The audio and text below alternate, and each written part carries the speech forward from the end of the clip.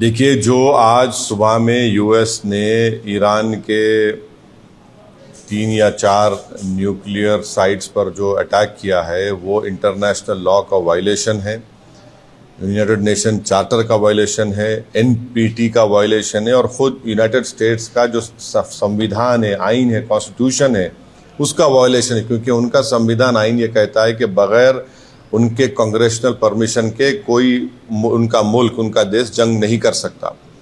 5वीं बात यह है कि ये हमला करके यूनाइटेड स्टेट्स ने गज़ा में जो फ़लस्तीनियों का एथनिक क्लेंसिंग हो रहा है, जेनोसाइड हो रहा है, उसको कवर अप कर रहे हैं।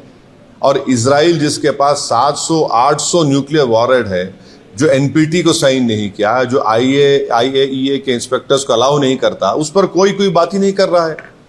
और छठी बात यह है कि मेरी बात लिख के रख लीजिए कि 5-10 साल में ईरान 90% यूरेनियम का एनरिचमेंट करेगा, 90% करेगा। नहीं रोक सकते ईरान को। अब ईरान एनपीटी से निकल जाएगा और एनरिचमेंट करेगा।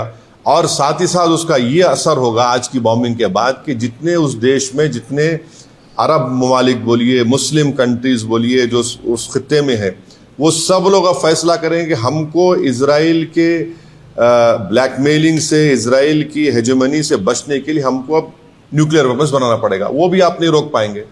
और अमेरिका के इंटेलिजेंस ने खुद कह दिया कि अब ईरान के पास कुछ नहीं है। तुलसी गबार्ड का स्टेटमेंट है। और सबसे अगर ये खित्ता, ये एरिया, अगर इसमें जंग शुरू हो जाएगी तो एक बात आपको समझने की जरूरत है कि 60 लाख से ज्यादा भारत के नागरिक वहां रहते हैं। हमारे इंडियन कंपनीज का इन्वेस्टमेंट है वहां पर। वहां से हमारे नागरिक भारत को बहुत बड़ा फॉरेन एक्सचेंज भी जाते हैं। अनलाइक नॉर्थ अमेरिका के वहां तो इनकम टैक्स भी नहीं लिया जाता उनसे। और आखिरी बात यह है कि क्या पाकिस्तान इसीलिए ट्रंप के लिए नोबेल पीस प्राइज का डिमांड कर रहा था कि पूरा उस खित्ते में जंग शुरू हो जाए? क्या इसीलिए उनके जनरल जाकर लंच खा के आए थे वहां पर कि पूरे इस इलाके में आग लग